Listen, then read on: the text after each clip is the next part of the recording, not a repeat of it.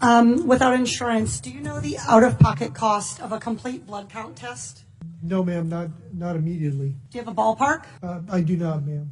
Okay, a CBC typically costs about $36. What about the out-of-pocket cost for a complete metabolic panel? Ma'am, I'd have to pass on that as well. You have any idea? You want to take a ballpark? I would say $75. Okay, 58.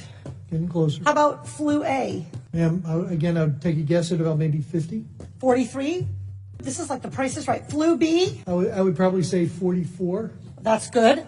How about the cost of an ER visit for someone identified as high severity and threat? I'm sorry, ma'am, what was the question again? How about the cost of an ER visit for somebody identified as having high severity or high threat? High severity, but ma'am, that's probably about $3,000 to $5,000. Okay, that is $1,151.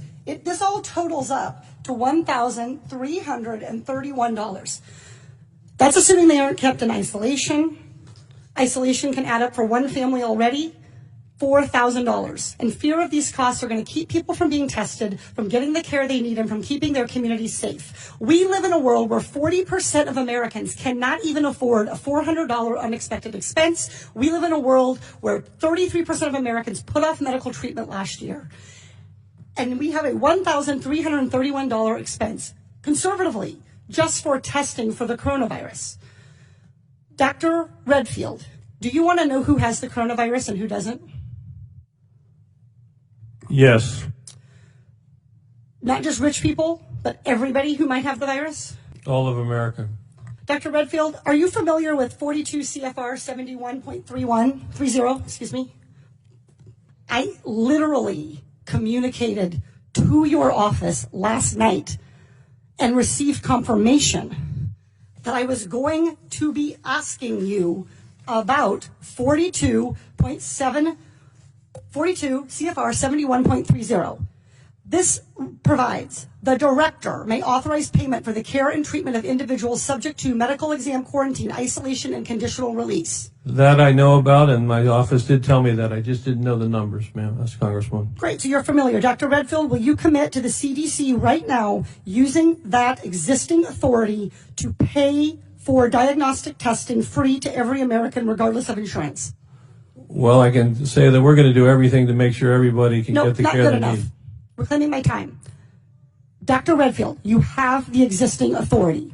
Will you commit right now to using the authority that you have vested in you under law that provides in a public health emergency for testing, treatment, exam, isolation without cost? Yes or no?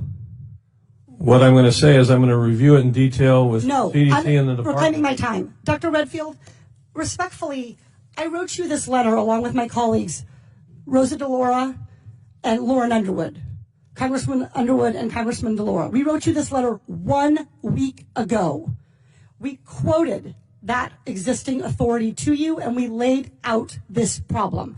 We asked for a response yesterday. The deadline and the time for delay has passed. Will you commit to invoking your existing authority under 42 CFR 71.30 to provide for coronavirus testing for every American regardless of insurance coverage? What I was trying to say is that CDC is working with HHS now to see how we operationalize that. Dr. Redfield,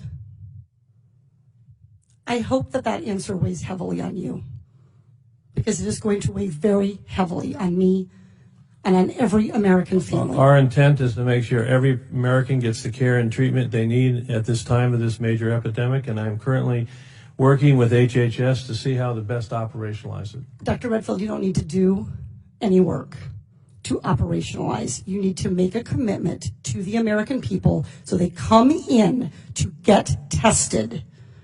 You can operationalize the payment structure tomorrow. I think you're an excellent questioner, so my answer is yes. Excellent. Everybody in America hear that.